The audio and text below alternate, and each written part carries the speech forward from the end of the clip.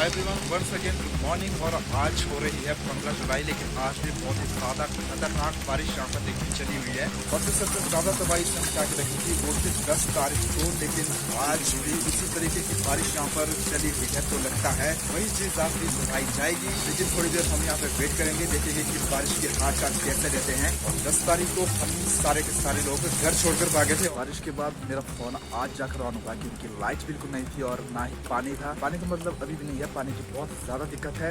लेकिन लाइट कल रात को आई थी, तो मैंने जल्दी जल्दी से फ़ोन चार्ज पे लगाकर इसको चार्ज कर लिया।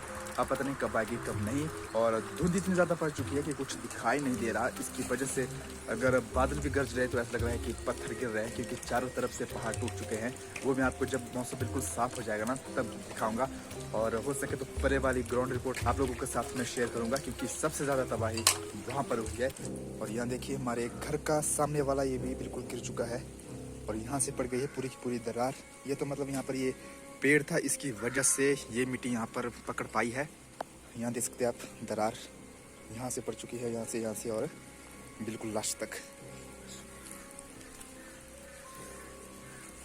ये वाला पूरा जाने वाला है, मुझे ऐसा लग रहा है इसको देखकर।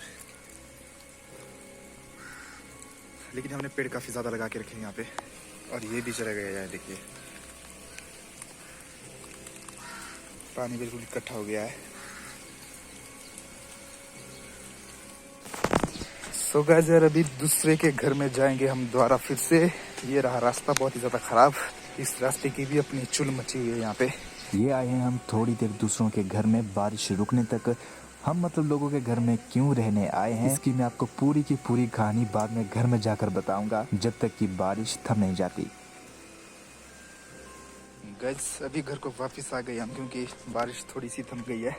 तो दोस्तों देखिए, 10 तारीख जिस दिन की बहुत ही ज्यादा तबाही हुई थी, उससे पहले और उस दिन पूरा का पूरा दिन बारिश का ही रहा था। सुबह से लेकर शाम तक और रात भर भी बारिश चली रही, जिस वजह से जगह जगह में दरारें पड़ गई। और उसके कारण जो भूस्खलन है, हिंदी में अगर हम कहें तो, वो बहुत ही ज्यादा मात्रा में हुआ।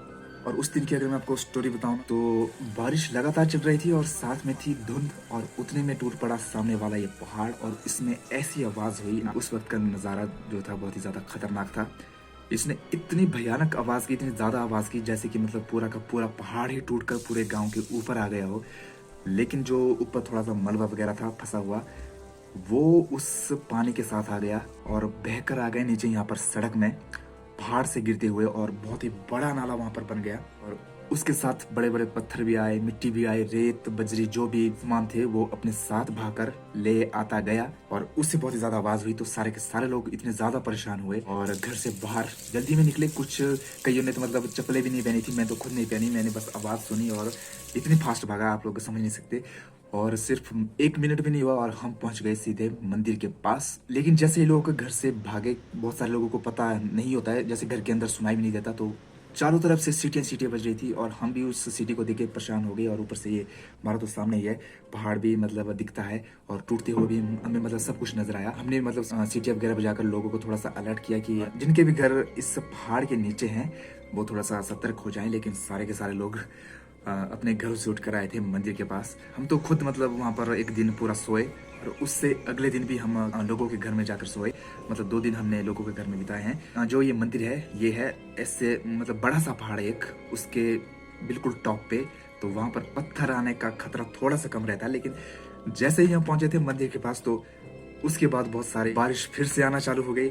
मंदिर जाने के बाद पहाड़ पीछे से भी टूटा, जगह जगह से टूटा, और नाला जो था बहुत ही अब बड़ा आ गया है। और सबसे ज्यादा तबाही जैसे मैंने कहा कि आपको नाले के पास हुई है, और जो हमारे घर से नीचे है भाड़ में साइड, वहां पर मैं अगर आपको सामने से जाकर कभी दिखाऊंगा तो आप लोग परेशान हो जाएंगे कि मतलब ऐसी कैसी तबाही आ सकती है। इतनी भयानक ये बारिश हमारे लिए रही है। और ना ही केवल माल का नुकसान इसमें हुआ है, धरती का नुकसान हुआ है, बल्कि कुछ जान भी यहाँ पर चली गई है हमारे गाँव में, और उनका अभी तक कोई भी सुराग नहीं मिल पाया है।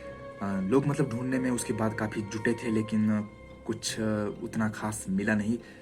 क्योंकि देखिए बड़े बड़े पत्थर आए हैं, मलबा आया है, इतनी सारी बहाव के साथ पानी है और पानी भी बिल्कुल इतना गंदे तरीके का है कि मैं आपको बता नहीं सकता। लेकिन ऐसा है कि एक जान इस बारिश ने यहाँ पर गांव में ही ले ली है, जैसे कि 4 गांव है हमारे। तो उसके बाद अगर डोभी साइड हम बात करते हैं तो वहाँ पर तो काफी ज्यादा नुकसान हुआ है। मतलब डोभी से आगे कोई मंदिरों में पानी चढ़ गया है, घर अपने साथ ले गए हैं। मनाली साइड तो मतलब गाड़ियों की गाड़ियां अपने साथ ऐसे बहा कर ले जा रही है जैसे कि कोई की मतलब खिलौना हो। तो ऐसी बारिश इस बार आई है। मतलब बड़े बुजुर्ग कहते हैं कि बारिश पहले भी आई है, ऐसी ही आई है, लेकिन इस तरह का नुकसान आज से पहले शायद कम हुआ है। भी सुनने में ये भी आ रहा है कि ऊपर ग्वाड़ साइड में और एक दरार पड़ चुकी है। पता नहीं वो सच है कि झूठ, मतलब लोग अफवाह भी फैलाते हैं ना।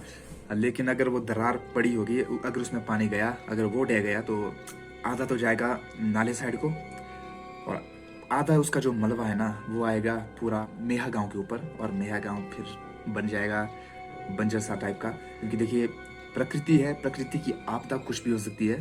प्रकृति से बड़ा मुझे लगता है कि कोई नहीं है। देखिए हमारे अभी मुझे एक बात याद आ रही है।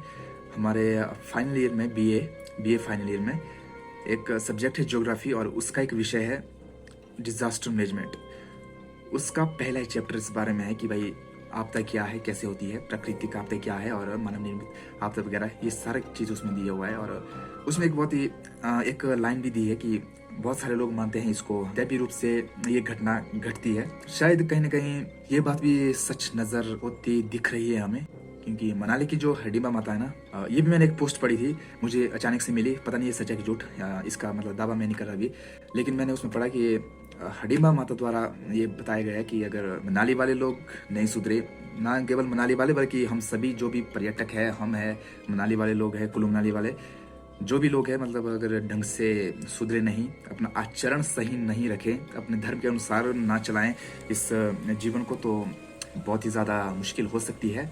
व्यास नदी का पानी हडिम्बा माता के मंदिर के लेवल में आ सकता है। ऐसा कुछ मुझे देखने को मिला था उस पोस्ट में। चलिए जो भी है, तबाही तो बहुत ज़्यादा हुई है इस बारिश से। बहुत सारे पुलों को उड़ा कर ले गए हैं, रास्ते खराब हो गए हैं हमारे। तो मतलब खेत वगैरह भी, ऐसा नहीं कि थोड़ा सा ही भूस्खलन हुआ है, भूस्खलन हुआ है, खेतों के खेत उड़ा के ले गए हैं। कईयों के तो मतलब पूरा खेत है, पूरा का पूरा खेत ही बिल्कुल साफ कर दिया है इस मलबे ने, और वहां पर बचा है सिर्फ और सिर्फ मलबा, वो भी कैसा रेतीला, जो भी ऊपर से पहाड़ से आया है। लेकिन जो भी होता है कुछ न कुछ हमें सिखा कर चला जाता है। कहीं ना कहीं हम देखिए, हम मनुष्य द्वारा पेड़ों के पेड़ काटे जा रहे हैं, लगा कोई नहीं रहा, क्योंकि लगाने का कष्ट कोई उठा नहीं रहे हैं। ऐसे में अगर पहाड़ों में भूस्खलन भी होता है तो फिर वो मिट्टी पकड़ेगा कौन? क्योंकि मिट्टी को पकड़ती है हमारे पेड़, हमारे छोटे छोटे पेड़ पौधे, यही मिट्टी को देखिए बहने नहीं देते, जिसके कारण भूस्खलन होता है लेकिन कम होता है।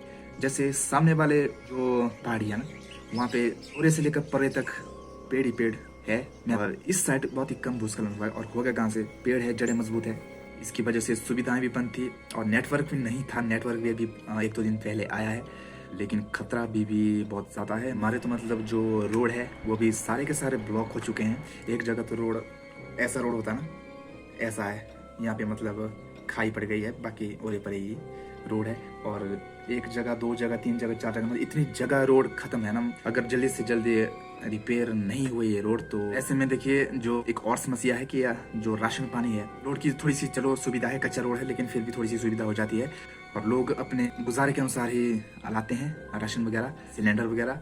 लेकिन अब अगर किसी के पास खत्म हो गया, उसे जाना पड़ेगा सीधा डोभी, और डोभी से या तो घोड़े के ऊपर लाना पड़ेगा या तो फिर खुद ढो के लाना पड़ेगा।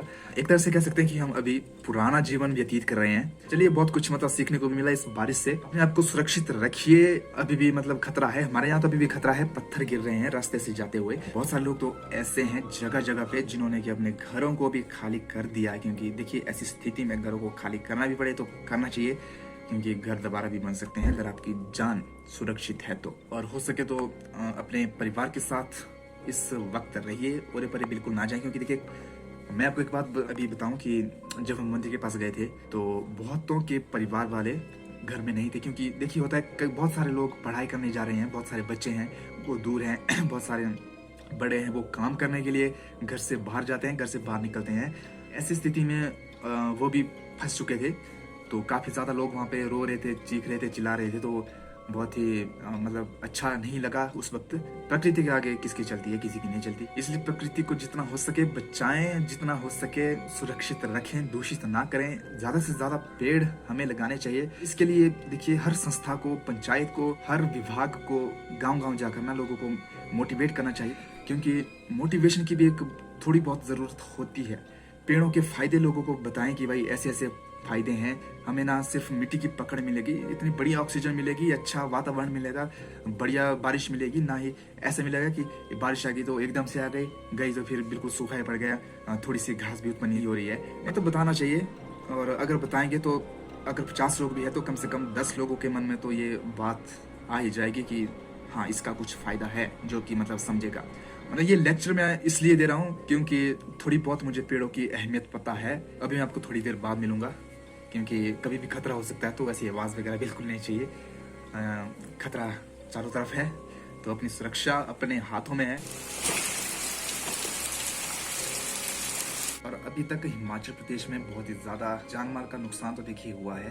लाशों के ढेर हमें मिल रहे हैं। पुलिस वाले हर दिन कोई ना कोई लाश उठा रहे हैं, उनकी पहचान भी नहीं हो पा रही है। देखिए कैसे होगी, इतने बड़े पत्थर उनके पता नहीं कैसे कैसे वो पिस गए होंगे, उसमें मलबा घुसा होगा पूरे शरीर में, तो चेहरा भी कई होगा तो पहचाने लायक नहीं है। बहुत सारे तो ऐसे बताए जा रहे हैं कि पर्यटक है, घूमने के लिए आए थे, मतलब उनको भी क्या पता कि ऐसी स्थिति होगी। और गांव में एक बीमारी भी फैल गई है, वो इंसानों को नहीं है, मतलब जानवरों को है, गाय वगैरह को। पता नहीं कब से फैली कब से नहीं, लेकिन बहुत सारी गाय गांव में बीमार पड़ रही है। उनके कुछ ऐसे फोड़े टाइप के हो रहे हैं, कुछ गले में हो रहे हैं, पेट में हो रहे हैं, और जो उनके थन होते हैं वहाँ पे उनका शुरुआती तौर में ये चीज़ पनप रही है, और उसके बाद उनके पूरी बॉडी में ये वायरस फैल रहा है। इंजेक्शन लाए हैं लेकर, रिस्क लेकर तो हम भी गए हैं डोबी में, और इंजेक्शन वहाँ से लाए डॉक्टर के पास से। 3 इंजेक्शन उसको लगेंगे, ऊपर से हम दवाई वगैरह भी कर रहे हैं। हमारी भी एक गाय उसमें से प्रभावित हुई है। तो बस ऐसी स्थिति हमें ये बताती है कि हमें हर चीज़ का इस्तेमाल बहुत ही सोच समझ कर और अच्छे तरीके से करना चाहिए। पानी को भी हम देखते हैं, जैसे कि हमारे पास सप्लाई आती रहती है तो जैसे मर्जी छोड़ दिया, जैसे मर्जी फेंक दिया, मतलब क्या फर्क पड़ता है, मतलब पानी तो फ्री में चला हुआ है। लेकिन जब ऐसी स्थिति आती है तब पता चलता है कि एक गिलास भी अगर अच्छा पानी हमें पीना हो तो कहाँ से पियेंगे। बिल्कुल इस नाले का पानी देखिए, बिल्कुल मिट्टी है, बिल्कुल ऐसी मिट्टी, वो भी काली। ऐसा पानी अगर कोई बंदा पिएगा तो बिल्कुल बीमार वो पड़ने वाला है।